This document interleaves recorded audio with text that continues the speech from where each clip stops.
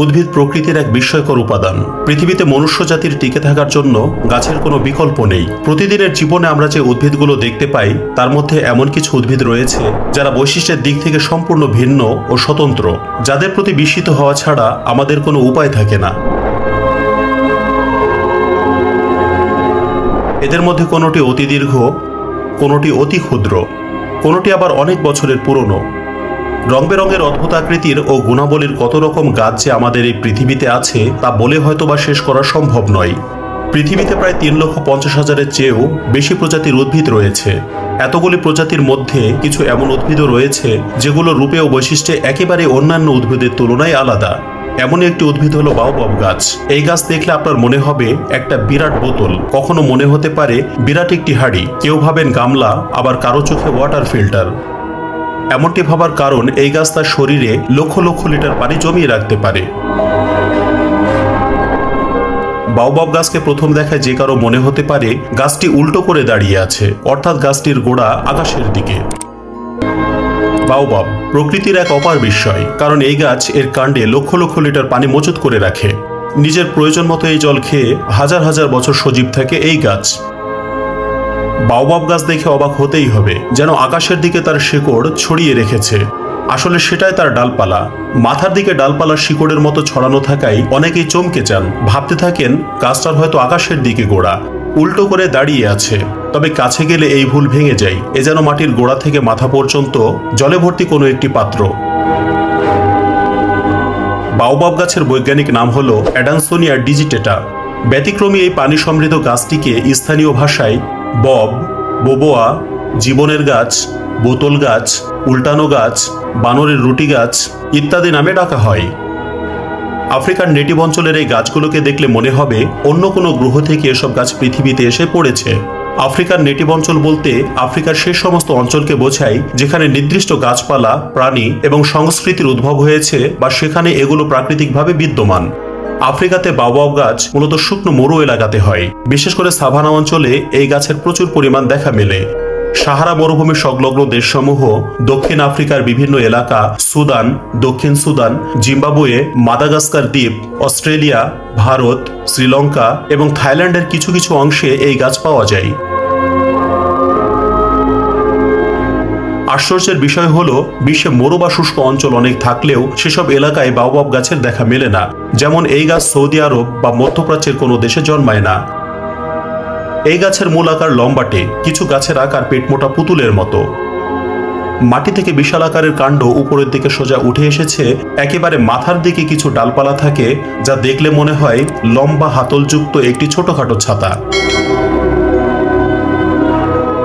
বছরের অধিকাংশ সময় এই গাছে কোনো পাতা থাকে না, কিন্তু পানি থাকে প্রচুর।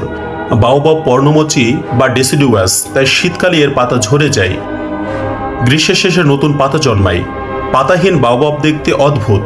এ অবস্থায় লম্বা কাণ্ডের মাথায় ঝাঁকড়ানো বা শুষ্ক ডালপালা পাশ্চাত্যের রূপকথার গাছগুলোর কথা মনে করিয়ে দেয়। গাছগুলো কোনোটা 100 ফুট, কোনোটা বা 70 ফুট, তবে কম বেশি প্রায় অধিকাংশ বাওবাব গাছই 60 ফুট মতো লম্বা হয়। কিছু কিছু গাছ অনেক লম্বা না হলেও বেশ মোটা হয়। এসব গাছ এতটাই মোটা যে এগুলোর ব্যাস 46 ফুট পর্যন্ত হয়। তবে কিছু কিছু বাওবাব গাছের ব্যাস 98 ফুট পর্যন্ত হতে পারে। কল্পনা করুন, এটি এতই মোটা গাছ যে এর ভেতর অনেকগুলো মানুষ একসাথে বসবাস করতে পারবে। তাই তো আফ্রিকার কিছু গ্রামীণ এলাকা এবং মাদাগাস্কারে বাওবাব গাছের গোড়ার কাণ্ড খোদাই করে বসবাসের স্থান হিসেবে ব্যবহার করা হতো। অনেক সময় মানুষেরা এর গোড়ায় গর্ত করে বিশ্রামাগার তৈরি করে। মরুঝড়ে মানুষ এই গর্তের গুড়িতে আশ্রয় নিয়ে থাকে। মাদাগাস্কারের প্রকাণ্ড সব বাওবাব গাছের কোঠরে একসময় সেখানকার আদিবাসীরা বসবাস করত।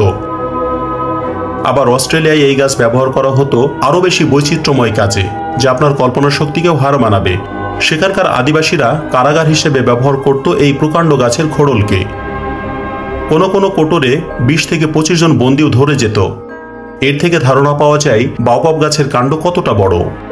বন্দীদের আটকে রাখার কাজে ব্যবহার করা হতো বলে এদেরকে বলা হতো বাওবাব প্রিজন ট্রি বা কারাগার গাছ। অস্ট্রেলিয়ার উইন্ডহাম অঞ্চলে দেখা মেলে এই বাওবাব প্রিজন ট্রি বা কারাগার গাছের। এখন অবশ্য অপরাধীদের বন্দী করে রাখার কোনো বন্দোবস্ত নেই, বরং পর্যটকদের কাছে একটি দারুণ আকর্ষণীয় জায়গা হিসেবে গড়ে উঠেছে। এখানে রীতিমতো সারা বিশ্ব থেকে মানুষ আসে এই গাছগুলোকে দেখতে। ভারতের বেশ কিছু এলাকাতেও এই গাছের দেখা মেলে। বর্ষার সময়টিতে বাওবাব তার চাহিদা মতো জল জমিয়ে রাখতে পারে। গবেষণায় উঠে এসেছে, বৃষ্টি হলেই বাওবাব তার কাণ্ডে পানি জমিয়ে রাখার কাজ শুরু করে দেয়। এ গাছের শিকড় খুবই বিস্তৃত এবং গভীরে পৌঁছে যায়। বৃষ্টি হলে এই শিকড়গুলি মাটি থেকে প্রচুর পরিমাণ পানি শোষণ করে, যা গাছের কাণ্ডের ভেতরে জমা করে রাখে। গাছের আকার ও আকৃতি অনুসারে এর পানি জমিয়ে রাখার ক্ষমতা নির্ভর করে। কোনো গাছে 1000 লিটার তো কোনো গাছে লক্ষ লিটার পানি ধরে। উইকিপিডিয়ার তথ্য মতে একটি বড় বাওবাব গাছ 1,36,400 লিটার পর্যন্ত পানি সঞ্চয় করে রাখতে পারে। গাছ থেকে এই জল বের করার পদ্ধতি শুধুমাত্র স্থানীয়রাই জানেন। এভাবে নিজেদের ভিতরে জমাকৃত পানি ব্যবহার করে অনেক বছর পর্যন্ত বেঁচে থাকতে পারে বাওবাব গাছ। কিছু ক্ষেত্রে দেখা গিয়েছে এই গাছ কয়েক হাজার বছর ধরে বেঁচে থাকতে পারে। এই গাছে 5টি পাপড়ি বিশিষ্ট ফুল ধরে। ফুলের রং বিভিন্ন ধরনের হয়ে থাকে, যেমন লাল, হলুদ, সাদা। এই ফুল বেশ ঘ্রাণযুক্ত, তবে ফুল ফোটার মাত্র একদিনের মধ্যেই তা বিবর্ণ হয়ে যায়। এই গাছের বয়স মোটামুটি 200 বছর হলেই এতে ফল ধরে। অর্থাৎ ফল খাওয়ার উদ্দেশ্যে আপনি যদি বাওবাব গাছ লাগান, তবে এই ফল আপনি তখনই খেতে পারবেন যখন সৃষ্টিকর্তা আপনাকে 200 বছর বা এর চেয়ে বেশি সময় জীবন দান করবেন। বাওবাব আফ্রিকার মরু অঞ্চলের মানুষের কাছে উপকারী একটি গাছ।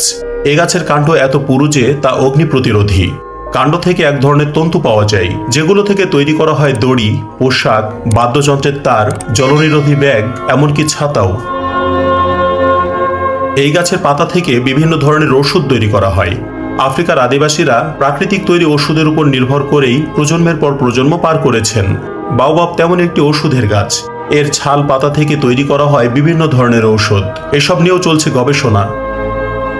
আপনারা যদি আমাদের এই চ্যানেলে নতুন হয়ে থাকেন, তাহলে অবশ্যই আমাদের চ্যানেলটি সাবস্ক্রাইব করবেন। লাইক কমেন্ট করতে ভুলবেন না যেন।